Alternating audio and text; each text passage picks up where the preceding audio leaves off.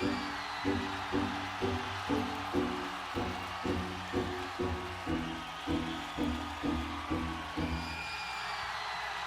you are what you say you are, a superstar, then have no fear.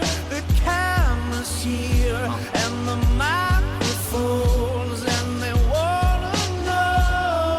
El último asalto, con Gonzalo Campos y Jorge Lera. A fresh, cool young Lou, trying to cash his microphone, check 212. Wanna believe my own hype, but it's too untrue. The world brought me to my knees, what have you brung you? Hola amigos de las artes marciales mixtas, bienvenidos al último asalto, el programa en la radio de deportes de contacto, el único, el mejor por supuesto, y hoy tenemos un programa cargadísimo de buenas vibraciones y de buenas noticias. Estaremos como siempre trayendo las mejores secciones de la mano de Jorge Lera. En esta ocasión hablaremos del Salón de la Fama. También tendremos muchísima actualidad con todo lo que ha ocurrido en esta semana huérfana de evento de la UFC. Estaremos también con Alex Halcón, que estará repasando el crecimiento de las artes marciales mixtas a nivel mediático, a nivel de influencers, a nivel de comunicadores y por último, como siempre, sonrisas y lágrimas de Pedro de Pablos. Esto es posible gracias a Winamax, que apoya a los deportes de contacto. Nosotros arrancamos.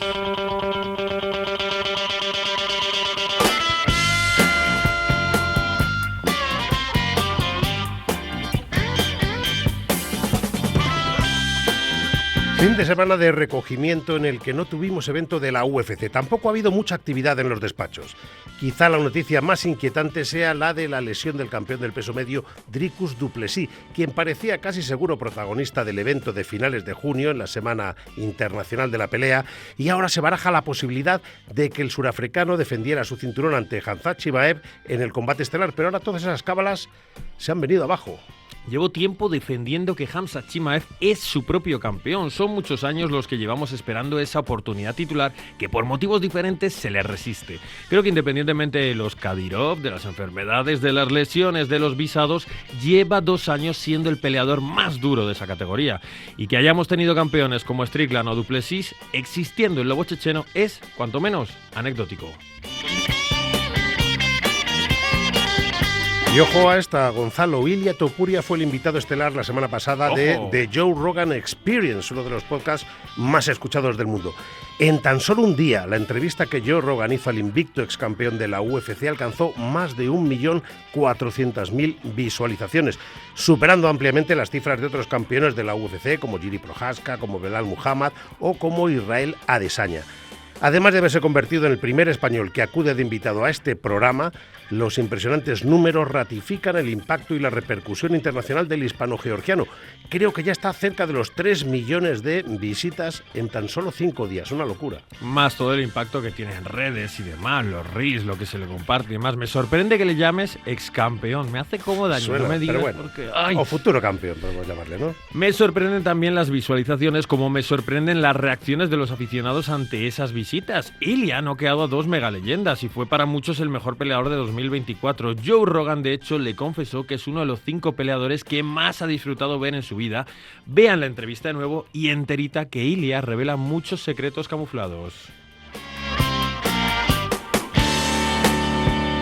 Poquitas cosas más han ocurrido, Gonzalo, pero eso sí, este sábado regresa a la acción la UFC con una Fight Night de las que nos gustan, además fuera del Apex, en pabellón grande, en este caso en Kansas City, y además con un combate estelar muy interesante. En el peso welter se van a enfrentar el irlandés Ian Machado Garry y el espectacular brasileño Carlos Prates, otro ilustre miembro de los explosivos Fighting Nerds que tanto nos gustan. ¡Vivan los Fighting Nerds! Y creo que ya son 4 las semanas consecutivas que llevamos diciendo esto, Jorge, no nos cansamos, pero no es lo único que tenemos hoy, que igual os lleváis alguna sorpresa, así que arrancamos.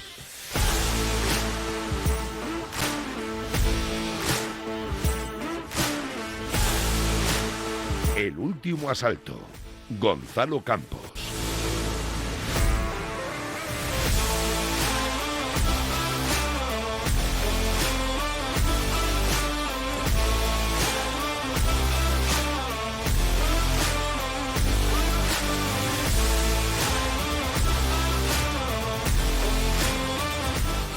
Y esta música tan épica se dice que cuando quieres hacer que una canción sea épica, le metes rimbombantes, trompetas, le metes de todo. Y esto es para hablar del Hall of Fame. Sí, señor.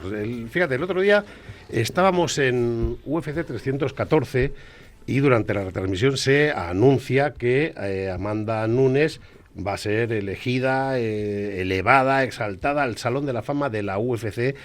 La UFC lo que hace en ese momento es poner un vídeo precioso. Yo miro a mi izquierda, estábamos en la retransmisión y veo a Gonzalo Campos, que ahí donde le veis tiene su corazoncito emocionado, los ojos húmedos, llorosos, porque la verdad que fue un momento muy, muy emotivo. Entonces dije, bueno, pues mira, Amanda Nunes está en el Salón de la Fama. Vamos a decir cómo surge el Salón de la Fama, qué diferencia tiene con otros salones de la fama de otros deportes, porque es una idea, un concepto muy antiguo, y creo que merece la pena porque hay cosas muy curiosas, de gente muy curiosa que ha tenido que ver en el desarrollo de este concepto, el Salón de la Fama de la UFC. Dime si esto está dentro de tu sección.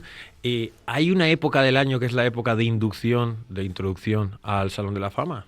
Pues, porque yo tengo la sensación de que esta semana, justo antes de la International Fight Week, estos meses siempre meten un vídeo en cada evento. No siempre, pero siempre es un poquito coincidente, sobre todo con esas previas al Salón Internacional de la Fama. Por si hay algún despistado, la UFC nace, vamos a hacer ese pequeño resumen, nace en noviembre de 1993, es UFC 1, en Denver, Colorado, evidentemente otra cosa totalmente distinta a la que hemos vivido aquí, es decir que han pasado 30 años. El año pasado, ¿te acuerdas de las guantillas del 30 aniversario? Qué feas eran, ¿eh? Sí, que eran feísimas y además se despegaba el logo, pero bueno, una mala tarde la tiene cualquiera. Pues duró un año esa tarde. 2001 es cuando lo compran los hermanos Fertitta, ponen a Dana White y es un poco cuando se inicia esa revolución de lo que es la UFC moderna. Y el concepto de Salón de la Fama nace en 2003, de manera quizá un poquito así ligero, pero en 2003, que es el 10º aniversario de la UFC, entonces dice, bueno, pues vamos a hacer el Salón de la Fama. Se establece de una manera un tanto virtual, pero se habla por primera vez y se incluyen a los dos primeros peleadores, que van a ser un poco a modo de homenaje de dos grandes figuras. Roy Gracie, vencedor de UFC 1, del 2, del 4, una figura de culto y de gran influencia, y Ken Shamrock, un hombre que también, pues, otro de los peleadores más, el hombre más peligroso del mundo se le llamaba, muy famoso también después por su etapa en la WWE, son las dos grandes figuras de esos albores de la UFC. Entonces se les eleva, se les elige como los dos primeros miembros del Salón de la Fama, que en ese momento no es salón, no es casi ni fama, no hay nada, es una cosa, un concepto muy virtual. Hay que tener en cuenta que, por ejemplo, a diferencia del boxeo, la UFC tenía muy poquita historia, claro, pero tenía mucho presente y un futuro vertiginoso. Y esto, pues ahora ya, el pasado prácticamente no importaba, solamente se miraba hacia adelante. Ahora ya se empieza a mirar un poquito hacia el pasado, porque creo que hay un legado muy importante que también hay que considerar. Y este fue el comienzo. Y fíjate que da la sensación de que en 2003 la UFC todavía no se había convertido en la marca que era. Entonces, hacerle un Salón de la Fama, porque sabemos que en muchísimos otros deportes, no solo en el boxeo, sino hay esa ceremonia de el queremos béisbol, el fútbol americano, todo. A honrar a grandes leyendas. Y parece que no, pero en el ego de los peleadores, el Hall of Fame tiene que llegar en algún momento. Sin duda. Bueno, pues entonces estos son los dos primeros y luego se empieza un goteo, pero tampoco especialmente significativo, a Randy Couture, a Dan Severn, a Chuck Liddell. Chuck Liddell, el gran peleador, no fue por inventar los supermercados ni nada por el estilo, se le elevó a Minotauro, pero seguía siendo una cosa como muy virtual, hasta que llega un momento que cambia todo de raíz, que es el año 2015. El 2015 es el año de la revitalización, del relanzamiento, es decir, no, esto lo vamos a hacer en serio, no soltar aquí una serie de nombres y le hacemos un vídeo, pero no hay nada físico, no hay nada tangible. Y todo es gracias al esfuerzo, a la iniciativa de un personaje que tú conoces, que es Anthony Evans, que es un periodista inglés. Y a ti te suena mucho ese nombre. Jorge, no voy a jugar esta carta, no me suena tanto. Me estoy leyendo un libro suyo, pero no sabía quién era hasta que no me lo has dicho esta mañana. Bueno, hombre, tírate ahí un poco ahí. No me voy a tirar ese Anthony pisto, Evans, sí, porque es autor de la biografía de Michael Bisping, que tanto te está gustando, porque él es inglés, es amigo de Michael Bisping. Bueno, pues Anthony Evans, ¿quién es? Pues es un periodista inglés que viene del mundo del boxeo. Él había escrito en Boxing Monthly, que era una publicación que ya extinta, que era buenísima, yo la leía siempre, en Second South, que fue uno de los portales de Internet pioneros en el mundo del boxeo, escribía Tom Hauser, o sea, había un nivelazo tremendo. Este estaba allí y de repente lo ficha la UFC, lo firma en 2007, le dice, mira, tú vas a ser el director de comunicación para el Reino Unido, para Australia, luego le fueron ampliando territorios para el Oriente Medio, para África, tú llevas esos contenidos de comunicación. El hombre lo hacía tan bien que pues dijeron, oye, no, venga, vente para aquí, vente para Las Vegas. Y empezó a trabajar en Las Vegas como director de comunicación, empezó a tener responsabilidades sobre los contenidos en el Fight Pass, contenidos editoriales, empezó a crecer mucho. Y como venía del mundo del boxeo, le gustaba mucho esa tradición, era un storyteller, era un contador de historias. La gente que entra en las MMA o la UFC a través del boxeo, tenemos ahí una visión quizás un poquito distinta, diferente, pero que tiene un poco pues ese peso, ¿no?, de la historia. Entonces, sigue metiéndote en este jardín tú solito. A ver. Sí, creo que es como los que entran en MMA habiendo sido campeones del mundo de sambo, que ves que tienen ya algo un poco diferente, ¿no? Sí. Por esto, este hombre dice, joder, tenemos que hacer como en el boxeo, pero tenemos que hacer una cosa bien estructurada, bien organizada. Empezó a dar la turra a Fertita, a Dana White, o sea, que venga, sí, ya un día de estos no le daban ni bola, contaba, pero el hombre insiste, hasta que al final le dice, mira, ya por no irte, venga, monta tú tu concepto del Salón de la Fama. Entonces, estamos en ese año 2015 y él dice, esto lo vamos a estructurar de manera distinta. Lo primero que vamos a hacer es estructurarlo en categorías, ¿no?, que es una cosa que también viene del boxeo, de otros deportes. Entonces hace pioneros.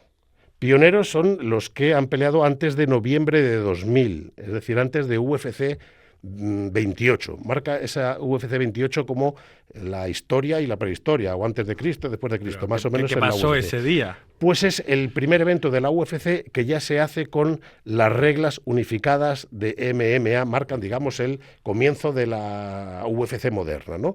Entonces, pioneros, pues todos aquellos que estuvieron antes, además incluyen a Strike Force, incluyen gente de Pride, de Wall Street Cage Fighting, es decir, todas esas promociones que están un poquito en el embrión de la UFC moderna, ¿no?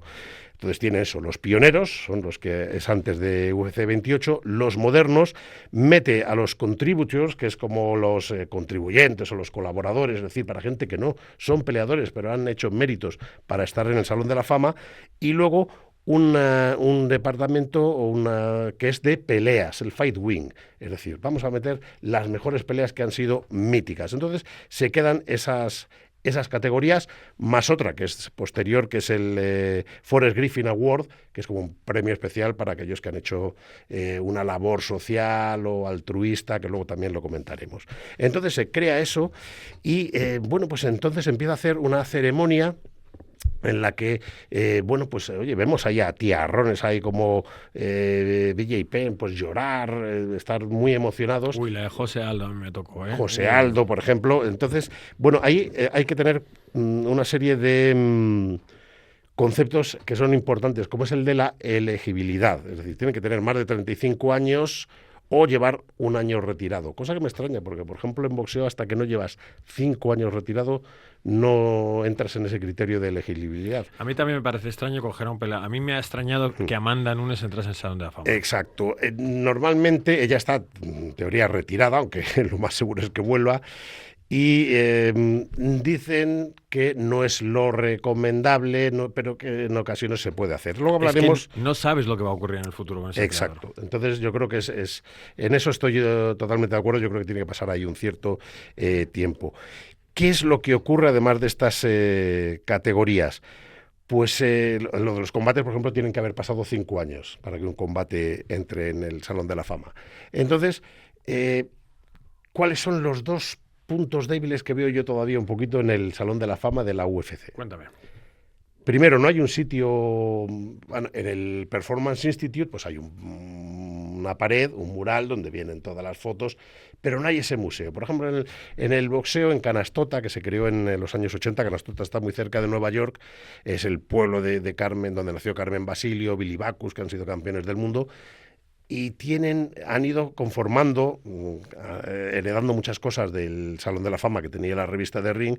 Entonces tú tienes un museo físico que llegas ahí y ves el ring del Madison Square Garden del tercero, que fue del 25 al 68, es decir, donde boxeó Henry Armstrong, Fritzy Civic, Jake LaMotta, Sugar Ray Robinson, Joe Louis. Ese cuadrilátero está ahí.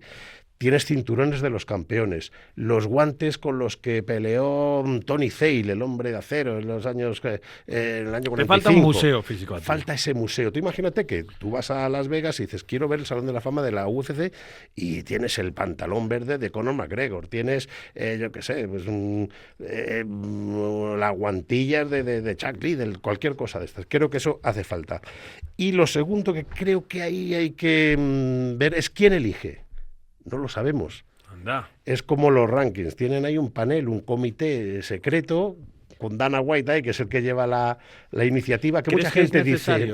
O sea, yo creo que es secreto porque no les interesa que nadie se enfade con ellos, pero creo que esto lo deciden un asistente con Dana White. Oye, estos 4 este año, venga, sí, perfecto. Claro, entonces dices, bueno, y si se han enfadado con Dana White, bueno, Tito Ortiz tuvo movida con Dana White y está en el Salón de la Fama. Francis Ngannou estará algún día.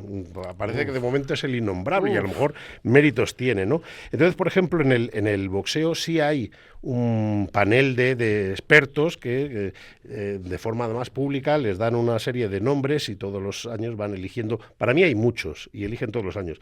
En la UFC están siendo como más restrictivos con ese criterio, pero quizá pues falte pues eso, el saber decir, bueno, pues mira, a partir de ahora el Salón de la Fama de la UFC, ¿quién van a ser? Pues venga, pues Ariel Helwani, Carlos Contreras Legaspi, Gonzalo Campos, y hacen un panel de los expertos de todo el mundo que dicen, bueno, van a tener esa votación y van a decir qué pionero elegimos, qué pelea elegimos, qué... Entonces, bueno, pues es quizá un poquito lo que tendría que tender el Salón de la Fama de la UFC. Si decimos nombres, por acabar, fíjate, pues pioneros, pues están Royce Gracie, Ken Shamrock, Randy Couture, Chuck Liddell, Tito Ortiz, Anderson Silva, modernos, Forrest Griffin, BJ Penn, Uriah Faber, Ronda Rousey, la primera mujer. Y a estos los ponen en pioneros, Anderson Silva, Tito Ortiz, a Chuck Liddell. Curioso. Porque son antes, o sea, como que tienen esos combates antes de ese UFC. Claro, 28. pero habiendo tenido tantos combates hasta 2010 toda esta gente, me sorprende que estén en ese grupito. Khabib, Daniel Cormier, Amanda Nunes, George St. Pierre. Colaboradores, pues meten a fundadores como Bob Meyrovitz, como Art Davey, Joe Silva, que fue un matchmaker durante mucho tiempo, Mark Ratner, del que ya hablamos también aquí, el último Craig Pilligan, que es el creador de The Ultimate Fighter, que es la verdad que es un nombre que ni te suena, pero dicen, no, es que este fue el que está detrás de... Tienen en el grupito este de gente alrededor de Dana White la idea de que lo del Ultimate Fighter fue lo que salvó la compañía. Fue un punto de inflexión. Peleas, pues Israel Adesanya con Gelvin Gastelum, la última, bueno, estuvo Robbie Lawler con Rory McDonald, la segunda, Anderson Silva con Chael Sonnen, es decir, que tienen esas peleas, pero tienen que haber pasado 5 años. Y lo último, que es un poco la inclusión que es posterior a Anthony Evans, es lo del Forrest Griffin Award, que me parece también una idea muy bonita. Forrest Griffin fue campeón de la UFC, cuando acabó como peleador empezó a trabajar en la UFC y fue un poquito el encargado de establecer esas relaciones de la UFC con organizaciones benéficas, con ONGs, con bueno, pues con labor social, digamos, ¿no? Entonces se creó este premio que le dan 25.000 euros al que lo gana, que lo puede destinar a, evidentemente, no para su bolsillo, sino para organizaciones benéficas. Y ha habido 5 hasta ahora, porque es un premio que se crea en 2020. El primero, Dustin Poirier, por su labor social. Segundo, Max Holloway, también muy implicado en la comunidad, especialmente con los más desfavorecidos en Hawái. Tercero, que lo vamos a tener de protagonista esta semana, Jika Chikadze, que también muy implicado con la lucha contra el cáncer, sobre todo en aquellos que no tienen los medios para terapias de rehabilitación, etcétera, Sí, sobre todo etcétera. por todo lo de su madre y demás. Los hermanos Nogueira, también, que los dos están muy metidos en, bueno, pues toda la intentar ayudar a los desfavorecidos. Fíjate, en Brasil si hay gente de ese perfil. Y el último elegido ha sido Beneil Darius, también por esa labor. Me parece que es una idea muy bonita y que creo que en el momento en que la UFC diga, oye, legado tenemos, historia tenemos, lo estamos forjando, vamos a ver, les falta ese lugar físico un poquito más concepto de museo, y quizá pues ese panel un poquito más abierto, porque la UFC en ese sentido, tanto los rankings como esto, parece que hay un poquito de ocultismo. Lo hacen muy bien, funcionan muy bien, pero muchas veces dices, ¿quién está detrás de todo esto? Poco a poco, Jorge, son solo 32 años de historia de un deporte que, sin embargo, parece que va a velocidad forzadísima y que va a llegar lejísimos. Quien seguro que en algún momento es un salón de la fama es Sean O'Malley, que se enfrentará a Merab Dvalishvili, y en Winamax, Merab Dvalishvili, el georgiano, es muy favorito con una cuota de 1,34 frente al 3,15 de Sean O'Malley. Madre mía. Nosotros vamos a seguir dándole un poquito al último asalto.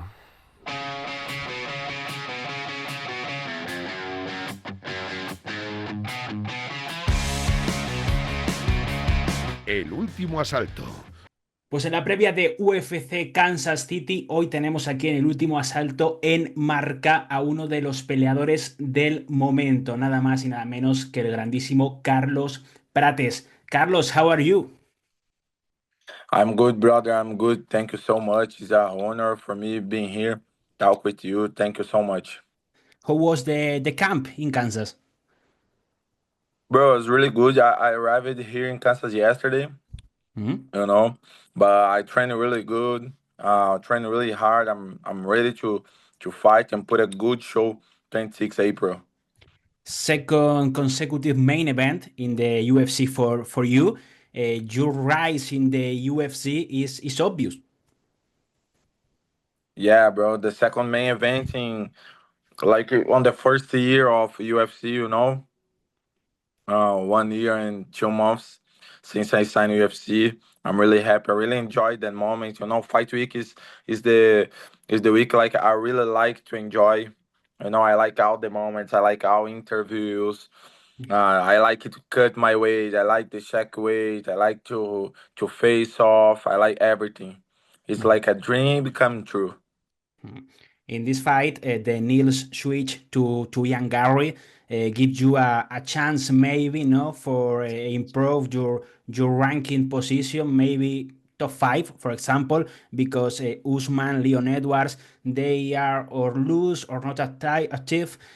What do you think about this change of your rival for this fight? To be honest, it's not nice Mhm. because Jeff New got injured.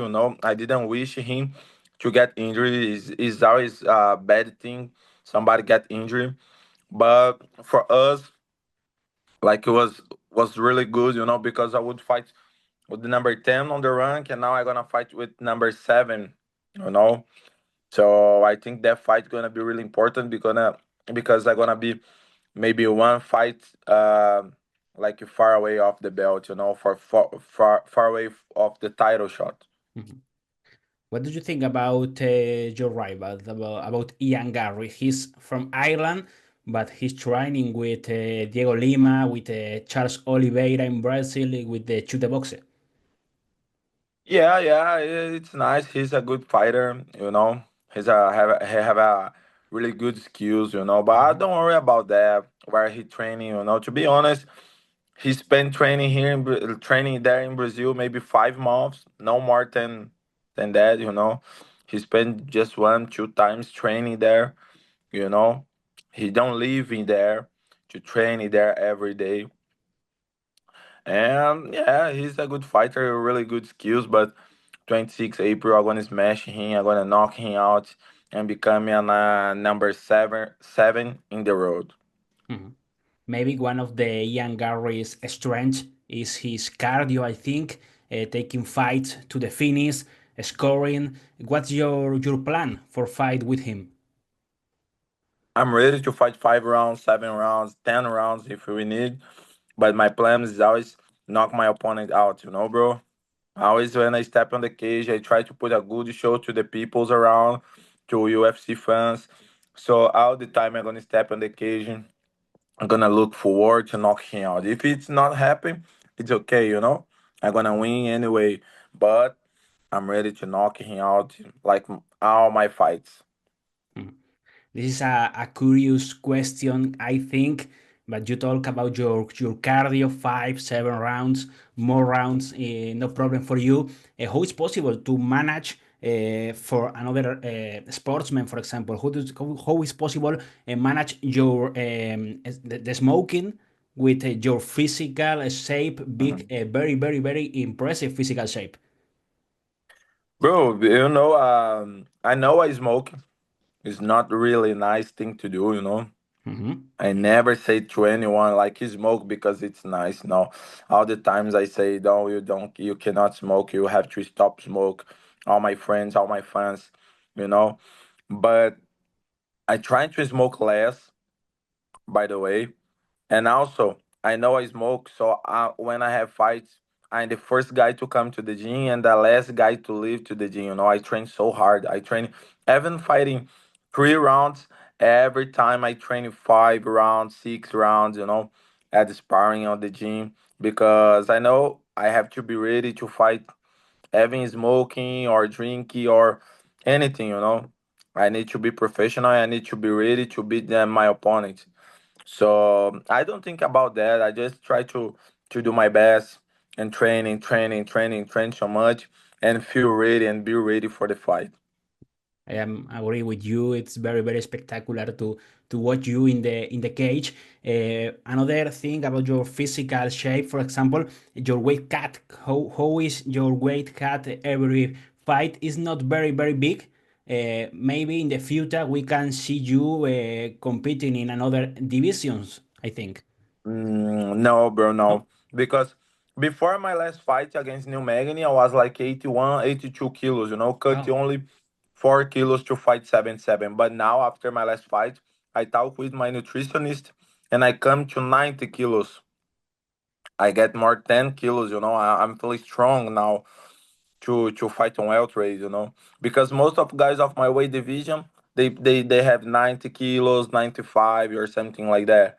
Now I'm feeling more strong. It's still fast, it's still powerful and more strong to do grappling and things like that.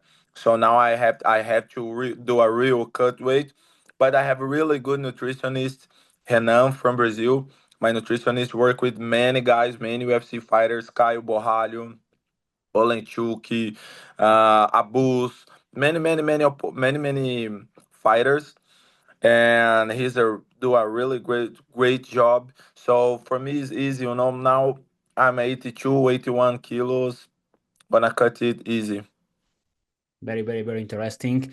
Your plan obviously is to be a champion of the division, but for example, in the next month, I think Islam Makhachev, his plan is once move up to the welterweight division and be a two division champions of the UFC. What do you think about a future fight with Islam Makhachev for the title? I think Islam is hardest fight than Belal Muhammad. Mhm. Yes. But anyway, if I have to fight for the belt against Islam, Belal Muhammad, Shavkat, Jack Della Maddalena. It doesn't matter. I'm gonna train. I'm gonna show to everybody I'm the best welter in the world. No matter who's the champ, how many rounds, who we're gonna fight. I don't care. I just like to step in the cage and prove I'm the best. And my last question, Carlos, for me, Jan Silva, Caio Borralho, Rafi, you. I think the dream of the fighting nerd is have four champions in four divisions at the same time. It's possible this. I think so, bro. I think so. I think winning my next fight, um, I will be one fight for the title shot. Kyle also probably he can fight for the title anytime. You know, Rufi also maybe one fight. Also, he can go to the title. Also, Jean. So we are kind of fighters. UFC want to see us as a champ, and it's good. So of course we have to work a lot, work hard, but it is a great thing. UFC want to see us as a champ. So we have just to work and win the fights. Thank you so much, Carlos. You are a very nice Thank you, guy, brother. very nice fighter, and we Thank are you. waiting for you in Spain in the future. I will be there soon, bro. Near future. Thank you so much. Thank you so much. Very Thanks good so luck. much, brother. Bye, Thank bye, you. bye. Todo sobre la UFC en Radio Marca.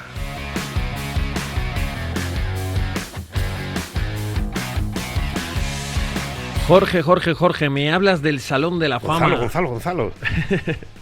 Me hablas del Salón de la Fama y los protagonistas de esta sección son claramente peleadores del Salón de la Fama a futuro, porque te voy a mencionar 4 nombres.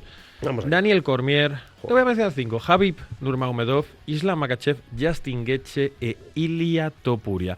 Está ahora mismo todo el tema del debate, las negociaciones. Nos decías en la presentación que no ha habido mucho movimiento en los despachos.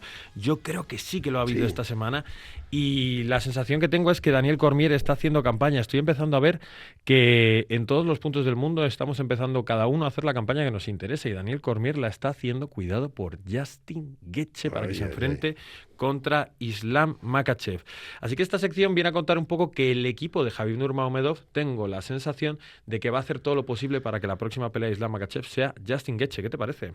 Pues hombre, me parece hasta cierto punto lógico, porque si pueden elegir, es mucho más fácil dentro de las dificultades pelear con Justin Gaethje que con Ilia Topuria, que ahora mismo sería, yo entiendo que lo puedan considerar como el mayor peligro dentro de lo que es el reinado de Islam Makhachev. Desde luego que sí. Hay muchos motivos por los que se le menciona a esta persona, se le menciona a Justin Gaethje. Es una cuestión de, sobre todo, intentar aprovechar esa facilidad de la que hablábamos, y es sorprendente que el propio Khabib Nurmagomedov lo mencione. En este caso, esta sección viene porque Daniel Cormier se ha metido de lleno a decir quién era su favorito, que era este Justin Gaethje, y le vamos a escuchar. Gaethje just had a really great performance over Fiziev, and I said on record I think that should be the fight, because I think that is what people are speaking of when Khabib says the big name, because Islam does have more title fight wins than most. But think about this, when Khabib was the champ, his title defenses were against Conor McGregor, Dustin Poirier, Justin Gaethje. 3 names. Islam has title fight victories, but they're Volkanovski, huge name of the featherweight. Volkanovski, huge name of the featherweight. Dustin Poirier, name, right? And he probably felt the love after Renato Moicano, right? On short notice. So of his 4 fights, there are a lot of situations where he just didn't probably feel the love. And if you're trying to build a legacy, you got to feel that love.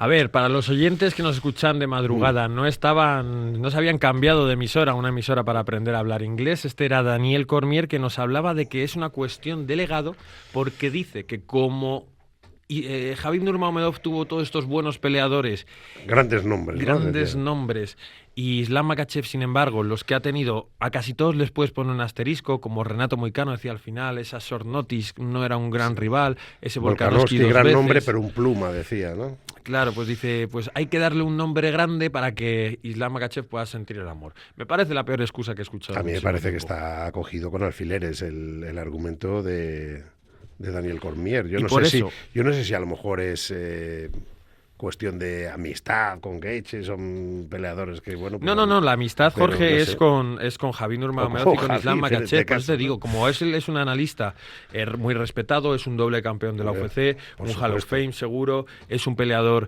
que es el comentarista de la UFC para muchísimos de los pay-per-views. Me parece que cuando tienes un argumento tan flojo, es porque Sí. estás intentando buscar algo, estás intentando de alguna forma rescatar algo de poder, y creo que es intentar justificar y crear en la conversación la idea de que Justin Gaethje debería ser el rival. Los motivos de esto, bueno, pues es una relación positiva que tienen con la del propio equipo de Javi Nurmagomedov con Justin Gaethje. Acuérdate cuando lo finaliza que dice: no quería romperle un brazo delante de su familia, así que lo puse a dormir, y luego nos abrazamos todos y me respetaron mi momento de retirarme. Luego, por otro lado, creo que también lo que hay es un intento de trámite de espera mientras esperan a Belal Muhammad. Tengo la sensación de que el equipo de Khabib, mientras que Islam sí que quiere pelear con Belal, Khabib no quiere pelear con Belal, no quiere que sea ese enfrentamiento. Y aquí el problema es, ¿qué podemos hacer mientras tanto si no confiamos en que Jack de la Madalena va a ganar? Pues esperar a que aparezca Brady o Shakhtar Rakhmonov, que parecen rivales más potentes. Entonces igual entre medias podemos colar esta pelea de trámite de Justin Gaethje. Yo lo que sí tengo claro es que estás hablando de nombres, etcétera, que siempre es importantísimo. Yo creo que ahí la respuesta la tienes. Haz una consulta popular. ¿Qué combate preferís ver por el título? ¿A Justin Gaethje o a Ilia Topuria? Te digo yo que el resultado es apabullante a favor de Ilia Topuria, que al final creo que es lo que la gente quiere ver. Sí, y a mí personalmente hay una cosa, y con esto nos vamos a acercar al final y terminamos con un poco de debate si quieres, que es el argumento de Khabib, que me parece casi tan endeble como el argumento de Daniel Cormier, porque Khabib Nurmagomedov dice que suba a Ilia, que haga una pelea contra un peleador de peso ligero y que de alguna forma demuestre. Pues mira, Javi, por si no lo te acuerdas, lo primero es que Ilia ya ha competido en el peso, en las 155 libras, de una manera excelente. Es verdad que contra un peleador que no estaba ni rankeado. Vale. Lo segundo es que tanto que estás esperando a que gane alguien, vuestro candidato, que es Justin Gaethje, viene de ganar a un Fiziev de una manera justa, no de una manera sobrada, y viene de perder contra Max Holloway en las 155 libras. Ahora mismo Max Holloway es peleador de las 155 libras. ¿Quieres que Ilia Topuria gane un peleador de las 155 libras? Lo ha ganado. Lo ha ganado, y además de qué manera, sí. Y este al que ha ganado es el que hace nada ha noqueado de qué manera y ha apalizado de qué manera al peleador que tú le quieres de candidato. No tiene ningún sentido que el equipo de Islam Makhachev, el equipo de Khabib Nurmagomedov, pida una gran victoria de Ilia en las 155 libras porque ya la tiene. Son excusas y intentar ganar tiempo. Yo creo que está claro que son argumentos que no se sostienen. O sea, vamos a ver, hay cosas que son opinables, que tú puedes entender, puntos de vista, pero yo creo que esto está como muy claro que es una opinión condicionada a decir, a ver, ¿qué excusa ponemos o qué argumento podemos utilizar para quitarnos de en medio a Ilia Topuria, ¿no? Y donde más siento que se equivocan, Jorge, es en la sensación de que de los nombres que destaca Daniel Cormier, al que destaca como que sí que es una figura clave en las defensas de Islam es Dustin Poirier. Dustin Poirier, esa oportunidad titular viene después de la victoria contra Saint-Denis, que no estaba en la órbita del título en ese momento, y sin embargo las peleas con Volkanovski sí me parece que han sido las grandes peleas de Islam Makhachev, por mucho que fuese un peleador de un peso más pequeño. En la primera, porque preparándose Volkanovski hay una gran guerra en la que se impone. Dos de los mejores peleadores del mundo en el mismo momento, con solo 5 kilos de diferencia, pelea increíble, gana Islam Makhachev, demuestra su nivel. Siguiente vez, en short notice, lo noquea en el primer asalto, ¡boom!, barbaridad. Entonces, esas son para mí las grandes defensas de Islam Makhachev como campeón, no la de Dustin Poirier. ¿Por qué dice Daniel Cormier? No, hombre, pues igual que Dustin Poirier llegó a ser la oportunidad por el título gracias a su pelea con Benoit Saint-Denis, ahora Fiziev, que es mejor que Benoit Saint-Denis, pues Justin Gaethje se merece esa oportunidad. Siguen siendo argumentos baldíos. Vamos a ver, lista peleadores libra por libra. Los tres primeros, quitando a John Jones, bueno, está Islam Makhachev y está Ilia Topuria. Cuando dos de los mejores libra por libra coinciden más o menos en el peso, ese combate hay que hacerlo. Pero eso es de manual, que siempre hablamos del matchmaking, del War a Week. Eso es un axioma de manual. Es decir, dos peleadores que están en un peso que pueden converger fácilmente y están entre los tres primeros libra por libra, combate hay que hacerlo. Ese combate hay que Inexcusable. hacerlo sí así, si no te pueden pasar cosas como la oportunidad que perdimos de ver en su momento cumbre a Sean O'Malley, por ejemplo, contra Ilia Topuria, que hubiese sido un combate que hubiese revolucionado el mundo de los deportes de contacto. Y como sería una pena que estos dos peleadores, Paddy Pimblett y Ilia Topuria, no se peleasen en algún momento de su carrera, las peleas grandes hay que intentar hacerlas siempre. Y más esta, que son dos de los tres mejores peleadores del mundo. Otra cosa, hazle que le lleve Joe Rogan a Justin Gaethje a su podcast. A ver si tienes Y contacto. medimos tirón popular en cuanto al número de visualizaciones. Lo mires por donde lo mires, el combate es Islam Makhachev con Ilia Topuria. ¿Vale? Yo lo tengo clarísimo. Y no se queden solo con el tirón popular, que como hemos defendido durante toda esta sección, también es una cuestión de habilidades, de que Ilia Topuria parece el mejor peleador de largo entre Justin Gaethje e Ilia Topuria. Como decimos, al final, en resumen, da la sensación de que Khabib Nurmagomedov está haciendo que haya un hueco, un tiempo en el que si Belal gana a Jack de la Madalena, como se puede prever, acabe teniendo Belal Muhammad un rival más digno para quitarle la corona, como un Sean Brady y un Shakhtar Ramonov. Hablando de peleadores españoles como Ilia Topuria, hay que decir que Joel Álvarez es muy favorito contra Benoit Saint-Denis. Una cota de 1,50 en Winamax para Joel Álvarez y una de 2,50 para Benoit Saint-Denis. Lo tendremos en prácticamente nada, en unas semanitas, ese superenfrentamiento. Ahora nosotros vamos a hablar del crecimiento de los deportes de contacto en el panorama español en clave medios de comunicación, en clave redes sociales. Vamos a hablar con Alex Halcón.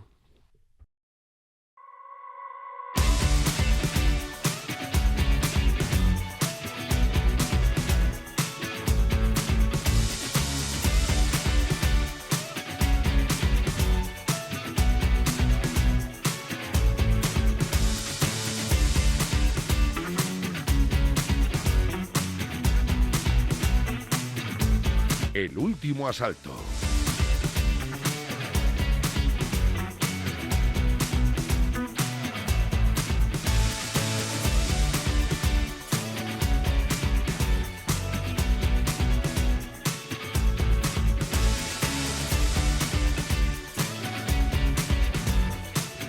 Y hay que hablar, decíamos, sobre el crecimiento. Lo hemos podido ver con lo que ha ocurrido de Joe Rogan y la entrevista con Ilia Topuria. El crecimiento de este chico, todo lo que toca lo convierte en oro. Y Alex, creo que has vivido todos estos años de crecimiento en dos campos. Has estado rodeado de gente popular, ¿no? De gente de los medios de comunicación, pero también has hecho tú, como peleador que eres, tus visitas cuando esa gente no era nadie, les has conocido cuando estaban destacando, y quiero que me hagas esa comparativa. Alex Halcón, ¿cómo estás? Yo, pues mira, llevo peleando desde 2017, 2018 y todavía recuerdo que cuando hablabas de un peleador importante en España de MMA, era una persona súper accesible, era una persona que tampoco tenía seguidores en Instagram, era bastante fácil poder contactar con él, era bastante fácil poder hablar con él, y nosotros pensamos ahora en una figura de Ilia Topuria y es algo prácticamente imposible. Algo, por ejemplo, de lo que me di cuenta es cuando Ilia Topuria se iba a enfrentar a Edson Barbosa, Sí. yo recuerdo haber ido a su gimnasio y poder haber entrenado con él como una cosa bastante sencilla, entre comillas. Ahora, Mira, cuenta esa historia para que te ubiquen un poco este chico, Alex Halcón, que Sí, le sí. conoceréis de Generación MMA y de muchas otras colaboraciones, va mucho con Flexicidine, uno de los youtubers de deporte de contacto más conocidos, tiene un papel muy relevante, ayuda a muchas de nuestras estrellas españolas. Él ha hecho sparring con Ilia Topuria. yo pues llevo siendo peleador de kickboxing muchísimos años, fui campeón de España en Point Fight y a raíz de todo eso pues fui a entrenar al gimnasio de Ilia, no fui por el propio Ilia, sino fui por gente que yo conocía de WOW, y cuando estuve allí pues claro, vieron que yo tenía buenas patadas, que tenía un buen juego de pies y pues claro, le gustó la forma en la que yo peleaba para parecerse a Edson Barbosa, y a raíz de todo eso pues me dijeron, si te interesa, mira a ver si quieres hacer un sparring con Ilia, lo que tienes que hacer es un sparring flojo, no va a ir a hacerte daño, pero lo que quiero es que vayas probando diferentes estilos de patadas para que Ilia vea desde todos los ángulos donde se pueda patear. Y a raíz de todo eso, simplemente yo fui a hacer un sparring pues con Lewis, con Manguelo, con gente que ahora mismo no es tan top, y simplemente por estar haciendo sparring con ellos y eso, le gustó la forma en la que yo peleaba y acabé haciendo sparring con Ilia. Ahora mismo eso parece algo imposible, es No, mucho desde mucho luego. más complicado. Es mucho más complicado, pero decimos, has vivido cómo era esa época, y una de las últimas veces que has visto a Ilia Topuria ha sido en la grabación de una promo para una serie de superhéroes de una marca súper conocida de streaming. Y es que han cambiado mucho las cosas. Entonces, ¿cómo era la figura de Ilia Topuria para ti en aquella época en la que pudiste entrenar y cómo es ahora el verle que estéis grabando para los mayores programas y los mayores streamings? Claro, o sea, siempre cuando hablo de la figura de Ilia Topuria es lo mismo. Necesitamos un referente para el deporte. Para poder seguir un deporte como, por ejemplo, el tenis con Rafa Nadal, siempre necesitamos un referente top. Alguien que tú en España veas y digas, joder, este tío es realmente bueno, este tío me interesa porque puedo tenerle dentro de lo que es España cerca y es un referente para mí. Ilia Topuria, cuando estaba en esa época, las MMA eran conocidas por Conor McGregor. Ahora mismo tú preguntas en España y el 90% de la gente no te va a hablar de Conor McGregor. Yo empecé a ver la época de las MMA por Dominic Cruz, por la época de Conor McGregor, por la época de Cody Garbrandt. Ahora mismo tú preguntas a una persona que ha empezado a ver ahora el MMA, prácticamente no vas a ver esos nombres. El nombre que ha hecho cambiar todo es Ilia Topuria y es, uno, porque es un referente que tenemos muy cerca y dos, por la forma en la que acaba de dar las peleas y pienso que es algo muy, muy importante el que tengamos un referente tan grande y que la empresa más grande de MMA del mundo esté llamándonos a las puertas gracias a eso. Hace muchos años en España es que era imposible pensar en un peleador de MMA que fuese rentable o que fuese una figura tan grande como un futbolista. Ahora mismo se rodea de Sergio Ramos, se rodea de los mejores deportistas a nivel mundial. Estamos hablando de que es un referente al nivel que podría ser otros grandes deportistas españoles. ¿Y cómo fue el trato ese primer día frente al último día que tuviste trato con él? O sea, hay que aprovechar 5 minutos de Ilia porque solo tiene 5 minutos para grabar esto, es más cercano, es más lejano, ¿cómo lo viste tú? Claro, o sea, la diferencia es de cuando estás entrenando como un competidor a cuando estás estando con él más rollo entrevista. Al final el entrenamiento con Ilia no dejaba de ser una grabación para Disney. Entonces tenían todos los tiempos muy cuadrados, había muchos momentos en los que se tenía que cortar. Era entrenar con un sparring que sabes que es una máquina o estar con una superestrella. Es muy diferente porque una cosa es Ilia Topuria, el deportista, el que vas a hacer sparring con él, el que vas a estar entrenando, Ilia Topuria, la superestrella. Yo lo que vi la gran diferencia es esa, es un Ilia Topuria en el cual yo, por ejemplo, para grabar un Reels que luego subí a mi Instagram, tenía que revisarlo el equipo de Ilia Topuria todos los vídeos, tenía que pasárselo para que todo estuviese correcto, para que nada de que lo que dijese Ilia estaba bien o estaba mal. Claro, esos detalles te demuestran la superestrella que es Ilia, que cuidan todo al más mínimo detalle. Yo en la época en la que estuve haciendo sparring con él, simplemente fue, este sparring no se graba, entrena con él, y haz lo que te dé la gana. Era mucho más abierto en ese aspecto. Luego Ilia sí que considero que no es una persona que haya crecido mucho la fama, o sea, hablando con él era prácticamente igual que la primera vez que estuve con él entrenando, pero sí que la gente de fuera lo tienen cuidado al detalle para que se convierta en la estrella que es. Hablando también de este ascenso de los deportes de contacto, hay, lo hemos mencionado antes, un creador de contenido que se llama Flexicidine, que seguro que si seguís este programa y seguís los contenidos relacionados le conoceréis. Él es un youtuber que viene del judo y poco a poco ha ido consiguiendo varios hitos en su carrera. Recientemente, creo que ya casi está disponible el vídeo, ha entrenado con Javi Nurmagomedov, con Islam Makhachev y ha conocido a Hasbulla. La cuestión es una... Es lo que hablaba contigo antes de la entrevista. Es mucho más sencillo el poder contactar con gente de la UFC si viene de deportes minoritarios primero. No es lo mismo, por ejemplo, el ejemplo mío es Michael Page. Yo con Michael Page o con Raymond Daniels me llevo bien o tengo una relación, no de ser amigos, pero sí sé quién es y sí he podido entrenar con ellos porque vienen de un deporte que es minoritario, que no tiene tanta gente. En este caso, Flexicidine, al venir del judo, tiene compañeros en lucha, también es una persona súper mediática y el poder entrenar con ellos no viene de ser un peleador de MMA, viene de que tiene contactos en el sambo, de que tiene contactos en la lucha y desde que por esa rama es mucho más sencillo poder acceder que desde es un campeón del mundo de la UFC. Hay que tener en cuenta eso. Islam, por ejemplo, viene de este deporte que es el sambo, luego se mete en la UFC, en el MMA, pero claro, hay que tener muy en cuenta que sus raíces y sus bases, toda la gente que le conoce de ahí, es más fácil de acceder desde ese punto. Pero, por ejemplo, ¿tú crees que aparte de las habilidades que pueda tener como comunicador este creador de contenido, el hecho de que los deportes de contacto estén creciendo en España le ha favorecido a que su crecimiento haya sido mayor? Está claro, al final, si tienes... el ejemplo más claro. Yo imagínate que soy una persona que no sigo los deportes de contacto, pero hasta que llega Ilia Topuria y me empiezo a interesar por ellos. Yo lo que quiero es consumir contenido. Empiezo a mirar en YouTube, empiezo a ver vídeos y al final, por un lado o por otro, vas a acabar consumiendo contenido de Flexidin, consumiendo contenido de gente que hace vídeos de YouTube de artes marciales, como por ejemplo Generación MMA, por eso mismo, porque yo empiezo a nutrirme del MMA y quiero ver más vídeos, quiero ver más contenido, y al final, si tus ideas o tu forma de ver YouTube está guiándote hacia ver más contenido de MMA, vas a acabar viendo vídeos que te interesan. Un ejemplo claro, si yo estoy viendo un vídeo sobre Ilia Topuria y de repente en relacionados me aparece un vídeo de Flexidin haciendo boxeo o un vídeo de la velada de Ibai o un vídeo de tal, claro, es mucho más sencillo poder conducir si ya tienes una referencia o tienes un crecimiento en las MMA que si este deporte no se conociese. Y hablando de la velada de Ibai, que iba a ser como el siguiente punto a tener en cuenta, probablemente...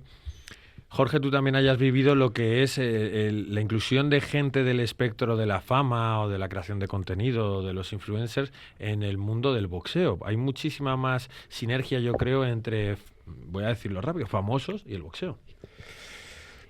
A ver, yo veo aquí dos casos que son muy distintos y muy diferentes. El tema de Ibai a mí no me parece mal, pero no creo ni que vaya a ser la salvación del boxeo ni la perdición del boxeo. Es una cosa que es paralela, que ha generado, bueno, pues cierto interés, que posiblemente pues haya no mucha gente, pero que haya gente que se apunte al gimnasio de boxeo cuando su youtuber favorito está subiendo contenidos y dice, joder, cómo mola la pera esa que están, cómo suena y cómo, pues yo quiero hacerlo, o eso que les ponen unas cosas, que son, no, las manoplas. Pues yo...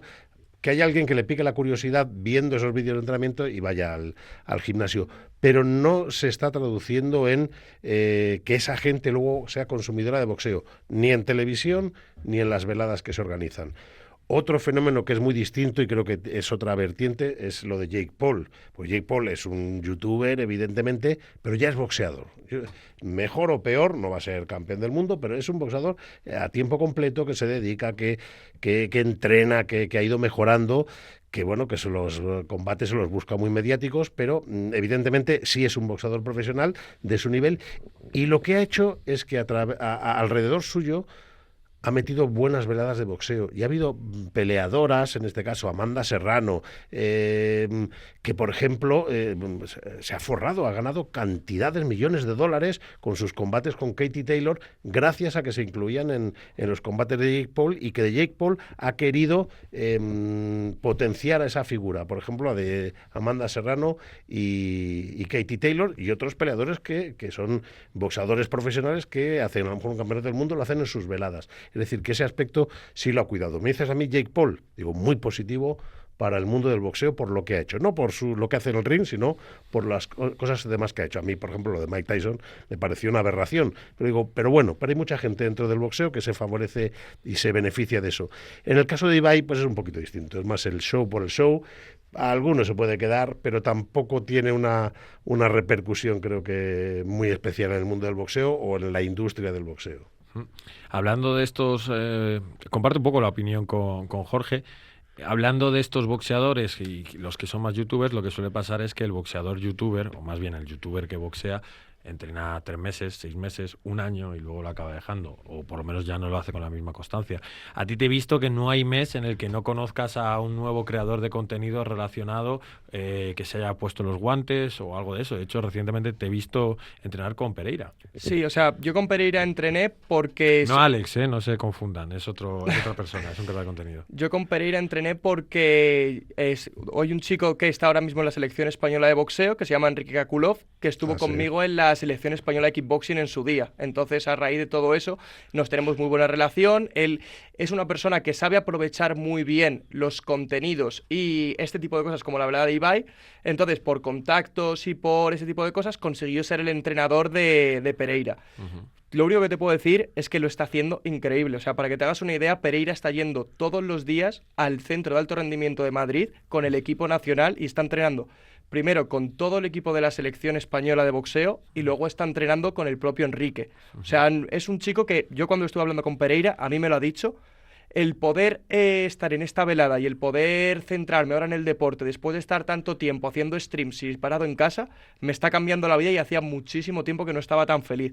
Y yo sí que tenía una imagen bastante parecida a la vuestra, pero después de estar hablando con Pereira y ver cómo le ha cambiado tanto todo esto y ver cómo estaba tan centrado desde este momento, y lo que te digo, o sea, se levanta a las 8 de la mañana, se va al Centro de Alto Rendimiento de Madrid, luego se va con Enrique a un gimnasio, se va a hacer sparring con otro. A mí, yo con Pereira estuve haciendo sparring para intentar ayudarle con el tema de la movilidad, los desplazamientos.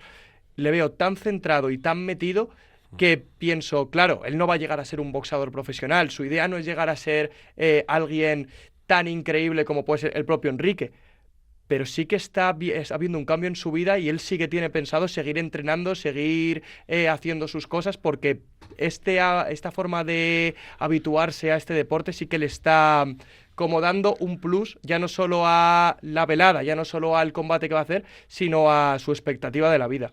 Pues nos quedamos un poco con eso, ¿no? Con el deporte como ayuda, con este crecimiento global que hay, y los que son unas estrellas, por supuesto, son Ian Garry y Carlos Prates, que se enfrentan este sábado. Estrellas mediáticas, y la pelea cada vez se inclina más por el lado del irlandés, una cuota de 1,70 en Winamax para Ian Garry y una cuota de 2,15 para Carlos Prates. Alex, muchísimas gracias por estar aquí compartiendo tu visión sobre el deporte. Muchas gracias a vosotros. Y nosotros nos vamos ahora con sonrisas y lágrimas.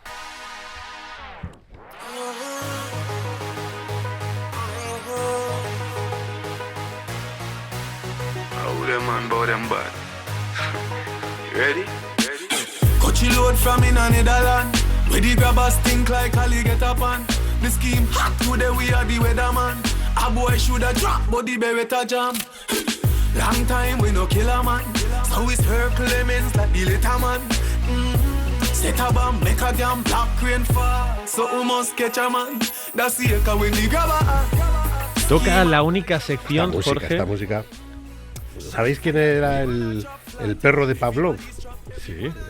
Pues me pasa igual cuando ya estás babeando. El de los reflejos condicionados, que escuchaba un timbre, le daban de comer, y entonces ya al final el perro, cuando ya escuchaba un timbre, aunque no le pusiera el plato, empezaba a babear. Pues me pasa lo mismo con la sección de Pedro. Desde luego escucho esta música y ya me pongo ya a babear, literalmente. También la única sección que se mantiene, porque la semana pasada estrenamos 2 secciones nuevas y nos hemos olvidado de ellas. Las secciones vienen, van... Salvo sonrisas y lágrimas. Pedro, ¿cómo estás? Genial, encima después de las palabras que tenéis hacia mí, vamos, yo aquí al pie del cañón cada semana y encantado de traer las mejores anécdotas, que esta semana son bastante más lágrimas que sonrisas. Anécdota, la que quiero que me cuentes antes que estas super 2 anécdotas, ¿qué te ha pasado? He visto un reel tuyo en el que decías que ibas a noquear a gente, he visto por ahí, ¿qué está ocurriendo? Todo culpa de Freddy Mosteirín, el creador de Dojo Arena, la primera feria de MMA, bueno, la primera feria no, ha habido más ferias, pero digamos la oficial, la primera feria de MMA en España. Tiene pensado hacer la segunda y me dijo en un podcast que se va a estrenar esta semana, nos entrevistó a Irati y a mí para conocer un poquito cómo iba el periodismo en marca, que también tenemos que cuidar un poco el lenguaje porque las personas que leen marca son un público más neutro, no son tan especializados en las MMA. Le explicamos un poco y llegados a un punto me dijo que si me atrevía a hacer un careo para comparar, hablando de la Topuria y del personaje que se crean los peladores a la hora de vender una pelea, hicimos como un careo mucho más cordial para que viese la gente cómo sería de aburrido un careo mucho más neutro, o un careo como el que se vio en Instagram, donde nos decíamos que nos íbamos a noquear, que tenía para su entrenador, para él, para la gente del gimnasio, y al final pues quedó eso, que la gente se ha pensado que me voy a pegar. No me pego, yo solo comento, yo todavía no tengo el nivel para pegarme con nadie, eso se lo dejamos a Alex y a gente que sea profesional. Sacaste al batallero de gallos que tienes dentro. Eso le decía que para mí era muy fácil responderle al momento. Él me decía, jo, macho, se te nota, y dice, ¿has hecho esto más veces? Digo, no, pero vengo del freestyle y eso quieras que no, me da un plus a la hora de la rapidez mental y de responder rápido. Se nota. Vamos con las 2 grandes anécdotas de sonrisas y lágrimas. Esta semana me he salido un poquito del guión porque traigo un caso de un peleador que no iba a estar en la pelea estelar y directamente ya no va a estar ni en la estelar, ni en la preliminar, ni en ningún sitio. ¿Qué ha ocurrido? Que es el de Amat Asanzada, que ha preparado una muy gorda. De hecho, bueno, es un peleador que ya estuvo en las Dana White Contenders hace unos años con un récord de 9-1, fue noqueado, entonces la UFC le dijo que tenían que seguir trabajando, le perdió otra vez más, pero a raíz de eso consiguió 2 victorias seguidas por finalización que llamaron la atención de Dana White y le dijo, tenemos otra oportunidad en Dana White Contenders. Consiguió otra victoria en el Dana White Contenders el año pasado por sumisión, entonces le dieron la oportunidad de debutar en el evento de Kansas City, pero el viernes pasado fue arrestado por asalto sexual a una menor, A una semana de su pelea, que ya de por debut sí en la UFC, en una gran cartelera. hay que estar ya enfermo para hacerlo, y encima de una semana, obviamente, no solo en la UFC ha frenado el combate, sino que directamente le ha expulsado, y seguramente el futuro y la carrera de este peleador ya se ha echado por la borda. Sí, desde luego que sí. ¿Quién va a querer contar con esa persona, con Amata Sanzada? No, desde luego, lo escuchas y es aterrador. Ahí falta un tornillo, evidentemente. Claro, su rival se ha mantenido, Evan Elder se ha mantenido en la cartelera, pero él obviamente, según ha salido la noticia, la UFC ha cortado por lo sano, además fue inmediato. Si el viernes le detuvieron, el sábado se hizo público, y el mismo sábado ya la UFC estaba comunicando que estaba fuera, y es que no se juegan estas cosas, y mucho menos en una compañía así. Y es difícil hablar de esto porque, bueno, uno primero lo escabroso que es el tema, y por supuesto da igual el día que quieras hacerlo de tu vida, que va a ser horrible. Pero lo que destacábamos, aunque de manera un poco frívola, es una semana antes de tu debut en la UFC. Es una cosa... Hay que ser muy torpe. Sí. Es que no tiene explicación ninguna lo que tú dices. No está justificando en ningún momento de la vida, hay que estar enfermo para hacerlo, pero una semana, o sea, no sé en qué estás pensando para que te detengan una semana antes, que hagas eso una semana antes, o sea, no entiendo nada. Y obviamente ya no es el hecho de lo que ha pasado, de que obviamente si al final en el juicio se hace y sale culpable, tiene una vida bastante complicada, sino que ya su carrera tiene una mancha tan grande que encima, siendo un prospecto que tampoco eres nadie, porque hay casos como Conor McGregor, que también ha habido juicios, pero con Conor McGregor mucha gente, al ser Conor McGregor, lo pasa por alto, entre comillas, dentro del crimen que es, pero en este caso un prospecto, ya obviamente tu carrera queda manchada. Cualquier compañía que te quiera fichar, digamos, va a ver eso y va a decir, yo no quiero contar con este tipo de persona en mi compañía. Sí, y luego también esto es lo que ocurre, que la UFC corta por lo sano, que es lo que hay que hacer, pero bueno, habrá que tener la presunción de inocencia, habrá que llegar a un juicio, habrá que... Sí, pero de momento lo primero es decir, oye, esto lo ponemos aquí en cuarentena, esto lo congelamos porque una persona que está acusada de algo tan grave no puede participar en un evento de estas características, vamos. Oye, has batido el récord de lágrimas prácticamente en esta sección hoy, o por lo menos el de tensión, me ha dejado un cuerpo un poco raro. Vamos con el de sonrisas, ¿no? Ahora venimos con sonrisas. Estoy enfadado por una parte por esta pelea que es la de Anthony Smith contra Zhang Mingyang, porque no entiendo qué se le pasa por la cabeza a Anthony Smith para retirarse y 4 meses después decir, no solo no me retiro, sino que me meto con un animal con ropa en el octágono. Hombre, es que Zhang Mingyang es un hombre de 11 KOs consecutivos en el primer asalto, 11 finalizaciones, mejor dicho. Y un Anthony Smith que puede ser un poco una vara de medir, una piedra de toque muy importante, pero últimamente le hemos visto tan desconcertante en sus comportamientos, en su último combate, de un aspecto de no estar en el octágono, de estar en otro lugar, de haber perdido el fuego. Todo parecía indicar que eso era decir, oye, señor, esto se acaba como se acaba todo en la vida, yo me retiro. Y claro, le ves en la cartelera combate coestelar contra un Miura. A mí también me sorprende mucho. Vamos a hacer eso, vamos a escuchar la anécdota y luego lo debatimos. ¿Qué ocurre? ¿Cuál es la anécdota? Luego lo debatimos y vamos un poquito más allá con esto. Y la anécdota es un poco más alegre que esto, porque él tiene más de 50 peleas profesionales y ni Zhang Mingyang, ni John Jones, ni ninguna de las bestias a las que se ha enfrentado es su peor rival, sino que su peor rival se lo encontró en su casa una noche que estaba durmiendo, y él dice que eso, escuchó unos ruidos y él bajó, obviamente, esperando, era muy de noche, él dice que bajó esperándose lo peor, y sin saber si esa persona que había irrumpido en su casa y que estaba haciendo ruidos estaba armada o no, dice que se abalanzó sobre el tipo que entró en su casa, que entraron a robarle, y dice que jamás se ha encontrado un hombre tan duro como ese tipo, que empezó a darle codazos, rodillas, puñetazos, y dice que el hombre aguantó, que no ya tuvo que sacarle hasta un cuchillo, de todos los golpes que le dio y el tío seguía en pie, tuvo que sacarle hasta un cuchillo, finalmente logró reducirle como pudo, logró apartarle a un lado, llamó a la policía, le acabaron detuviendo, pero dice que él, su peor rival, y sobre todo por el miedo que pasó, fue ese, porque primero le asaltó la casa, él bajó a pegarse con él sin saber si estaba armado o no, porque tiene hijas, tiene una familia, tiene una mujer, y obviamente la familia es lo primero, y ni se lo pasó por la cabeza preguntarse ni siquiera si estaba armado, pero dice que él le dio codazos, rodillas, puñetazos, patadas, que no había manera de tumbar a ese hombre, y que al final tuvo que optar por la opción de sacar un cuchillo, y dice que jamás ha encontrado un rival tan duro como el que se encontró en su casa aquella noche. Hay dos giritos, ¿no?, para esa nota. Uno es si esta persona había consumido algo de forma que se volviese imparable a nivel de locura, y el otro es que uno de los problemas que tuvo Anthony Smith es que tenía la sensación de igual había otro asaltante, entonces tenía como que pelear con él pendiente si estaba alguien en la habitación de sus niñas. El ladrón luego decía, no, me llevé de todo. Decía, que fue bueno el botín, ¿no? Te llevaste. Dice, no, que me llevé de todo. Me llevé de cabezazos, rodillazos, patadas, puñetazos de todo tipo. Ese también está para batallas de gallos, ¿eh? Es Jorge siempre. Jorge, de hecho, me ganaría a mí, yo creo. Y el caso es que para este combate ha vuelto a decir, claro, yo no sé si creerle, porque ha vuelto a decir Anthony Smith que se va a retirar. Pero ya no sé porque recordáis que el último combate venía de perder a su entrenador muy recientemente, Sí. y cuando perdió de esa manera tan significativa, él como que hizo el amago de que se retiraba, pero yo creo que se le quedó tan mal sabor de boca de la imagen que dio, que yo creo que él realmente piensa que puede ganar a Zhang Mingyang por el hecho, como Víctor Petrino. Víctor Petrino venía como un prospecto muy duro y Anthony Smith sorprendió al mundo. Creo que él se ve capaz de finalizar su carrera por todo lo alto y darle como ese homenaje al entrenador que no pudo darle contra un nombre tan importante como Dominic Reyes. El problema, que yo mi sincera opinión es que no va a pasar y que puede haber otro final mucho más feo para Anthony Smith. Tu opinión y la de muchos, porque la cuota de Anthony Smith se va a 4.70 frente a la de Zhang Mingyang de 1.19. Muy difícil lo tiene según Winamax el peleador Lionheart, ese peleador que nos ha gustado tanto, ese peleador tan increíble, que como dices tú, yo creo que aquí lo que ocurre es que la UFC le debe estar dando ya mucha pasta y aunque le quiera como peleador de compañía que ha sido este Anthony Smith, probablemente haya dicho, oye, si vas a seguir cobrándonos $150.000 cada vez que te subes al octágono, lo que vas a hacer es un escalón para impulsarse, un trampolín para los peleadores jóvenes y nuevos, porque si no, no nos sale a cuenta. Claro, además tú piensas, la UFC podría tener un buen gesto con un hombre de compañía como tú hablas y ponerle un rival un poquito más asequible, que no sea tan prospecto, sino que tenga ese peleador que también está en el final de su carrera con cierto nombre, pero también en la posición de la UFC piensan, se va a retirar una vez, ahí le podemos dar el peleador, pero se ha retirado tantas veces.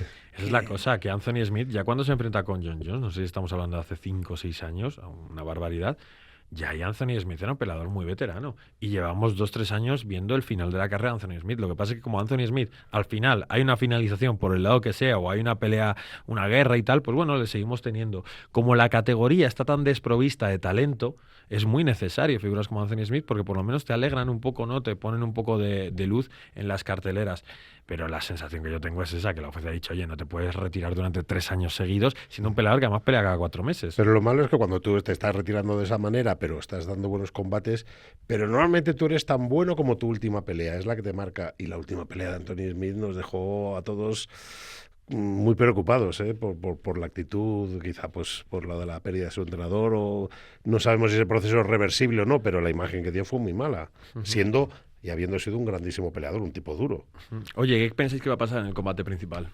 En el principal, yo pienso que Ian Garry va a acabar sometiendo de manera tardía cuarto o quinto asalto a Carlos Prates, porque estuve de hecho repasando el récord hace poco de Prates y cuando el combate se alarga sufre mucho y ha sido sometido en varias ocasiones y pienso que Ian Garry es lo suficientemente inteligente para retener a Prates en la distancia y cuando esté cansado llevarle al suelo y poder someterle. ¿Cómo lo tienes tú, Jorge? Yo tengo mis dudas, Yo no sé si me quiero dejar llevar por la mística de los Fighting Nerds, por mantener el récord imbatido. Pero es un peleón. No te mojas, Pero porque no lo tengo claro. Venga, por Prates. Prates, venga, lo que más gusta en la radio, un silencio, no tenerlo claro. Pero es un silencio reflexivo, ¿no? O sea, sí, estáis viendo en la cámara, me estaba mesando la barba así un poquito como diciendo, estoy procesando los datos. Venga, Prates, vamos con Prates. Uno con Prates, otro con Ian Garry y tenemos, sabes que siempre despedimos estos programas del Último Asalto con música que tenga que ver. En este caso, ya sabemos, nos hablaba el señor Pedro de Pablos de la lista de medios vetados por parte de Ian Garry. Nosotros no queremos ser parte de esa lista de medios vetados, entonces vamos a despedir con su música, su música de entrada UFC 298. Vamos a despedirnos con Eric Clapton y el tema Laila. Y agradecemos también a Winamax que apoya los deportes de contacto siempre y permite que este programa salga adelante. ¡Vamos con Laila!